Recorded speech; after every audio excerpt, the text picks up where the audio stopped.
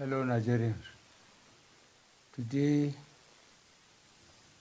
is a day of celebration and solemn reflection.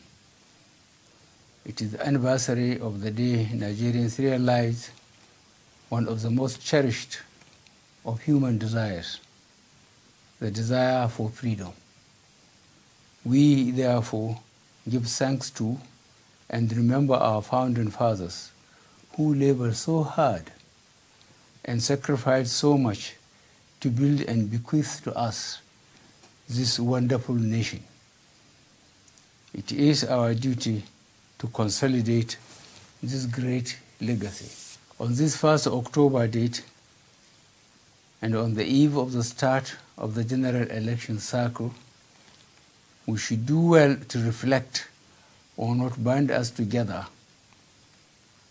and the great strength our diversity bestows on us. Ours is an ambitious nation, and as citizens, we have every right to look forward to the future with confidence and optimism, which are well-founded considering where we find ourselves today. There has been a steady improvement in the security situation in the Northeast. We remain committed to ending the crisis and make the Northeast safe for all. Our thoughts and prayers are always with the victims of Boko Haram's atrocities and their families.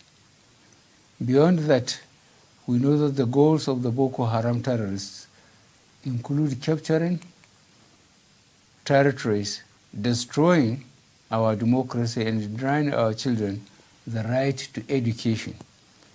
We will not allow them to succeed. I want at this point to pay tribute to the men and women of our armed forces, the police, and other security and law enforcement agencies who have been working under the most difficult conditions to keep the country safe. In the process, many have made the supreme sacrifice. As their Commander-in-Chief, I assure these our gallant men and women that I will continue to empower them by deepening their professionalism and providing all the necessary force multipliers and enablers required for them to prevail on the field. I am looking into all reported cases of inadequacies in relation to their entitlements, their welfare, and those of their families. We are diversifying away from reliance on oil to increase manufacturing capacity, solid minerals development, and agriculture. Efforts are on course in the Niger Delta to clean up polluted lands, restore hopes of the youth in the region, and re-establish livelihoods, and strengthen their capacity to guarantee for themselves and for our country a brighter future.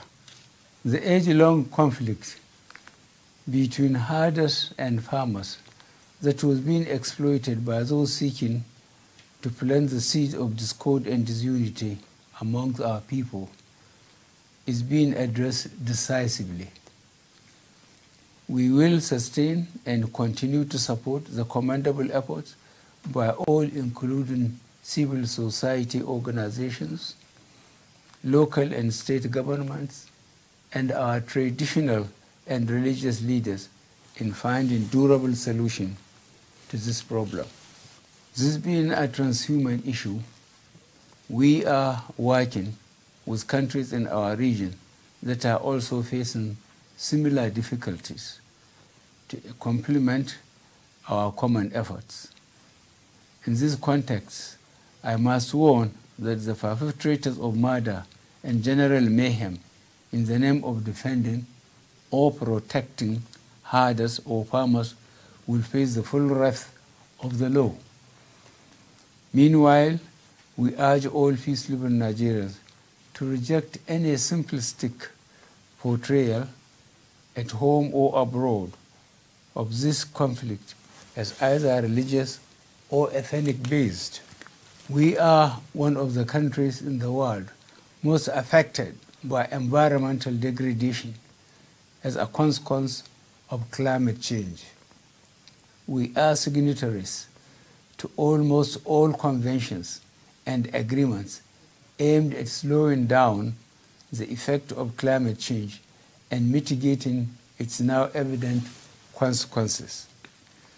The consequences on lives and livelihoods of the shrinking of the Lake Chad and the pollution caused by oil exploitation activities alone make it mandatory on us to be at the forefront of the struggle for a safer and more sustainable environment.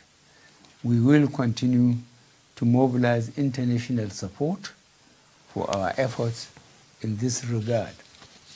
We are making progress in the fight against corruption and recovery of stolen public funds and assets despite vicious and stiff resistance. The shameful past practice of the brazen theft of billions of naira is no more. Shady oil deals and public contracts that were never delivered have become things of the past. Consequently, and this is very evident across the country, we have done more with less in infrastructural developments. Roads, railways, major bridges, schools, energy and power, air and seaports, welfare of serving and retired personnel, both civilian and military, including payment of legacy debt such as pension areas, have been attended to. There is now an enabling environment for local and foreign investment in Nigeria. We are building a rules-based system, a level playing field that is free from fixers and intermediaries. This is the cornerstone to help genuine investors and honest consumers, and the platform that will allow for the real reforms that we intend to deliver over the coming years. We are gradually strengthening the economy with a stable naira and falling inflation rate. We are building an economy that is moving away from over-reliance on oil. Consequently, we have witnessed massive return to farms and seen bumper harvests despite recurrent floods across the country. These positive developments are the result of our collective pursuit of a common vision through hard work and dedication after the missed opportunities and disappointments that followed the return to democracy in 1999. At the forefront have always been our youth. They have been at the vanguard of the struggle for independence. They fought in the war to keep the country united. And it was they who kept alive the struggle for democracy and human rights in our country at times when these were at risk, especially following the June 12, 1993 election and the historic 2015 election process. Even today, our youth play a central role in Nigeria's continuing progress and developments in all fields of our national endeavor: technology, agriculture, mining, engineering, and especially the creative arts. Together, we are building a more diverse, inclusive, and self-reliant economy. In the past 3 years, we have introduced many policies and programs targeted at youth development and youth empowerment. We support the Not Too Young to Run legislation aimed at giving the youth greater say in our national politics and governance. The school feeding program in primary schools is aimed at encouraging enrollment and attendance. We are building on what we have already introduced to support schools and universities, to which funds have recently been released for upgrade of facilities, training programs for our entrepreneurs, and rehabilitation schemes for victims of terrorism and human trafficking. Fellow Nigerians, now we have in our hands technology that is a powerful tool that we can and should use for knowledge and understanding. As with other countries, we must also learn how to manage those tendencies that instead look to abuse new technologies to provoke passions and stir tensions. Never before have we faced such a challenge. We must all rise to the responsibility of shutting out those disruptive and corrosive forces that hide in today's world of social media. We need critical minds and independent thinking to question until we are satisfied we have the facts. Otherwise, all the progress we have made as a democracy since 1999 is at stake. I have committed myself many times to ensure that elections are fully participatory, free and fair, and that the independent National Electoral Commission will be exactly independent and properly staffed and resourced. The ballot box is how we make our choice for the governments that rule in our name.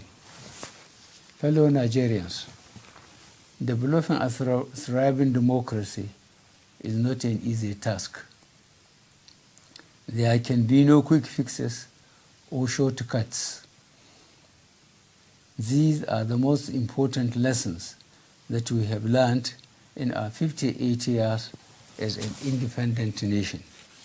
At the international level, we remain a responsible and respected member of the international community, playing active positive roles within ECOWAS, the African Union, and the United Nations, as well as all other regional and international organizations and institutions of which we are members.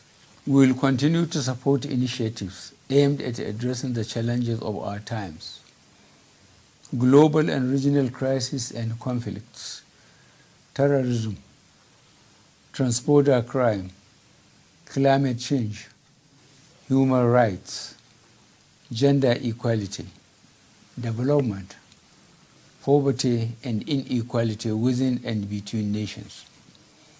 In this context, we are working hard to achieve both the African Union 2063 agenda for socio-economic transformation of our continent and the United Nations 2030 agenda for sustainable development, which together aim at addressing these challenges. Fellow Nigerians, as we celebrate the 58th anniversary of our independence, we know we are on the right path. Although we have our differences, they count for far less than the values, virtues, and common aspiration that unite us as a nation. We have so much for which we should be grateful, and in which we should rightly take pride.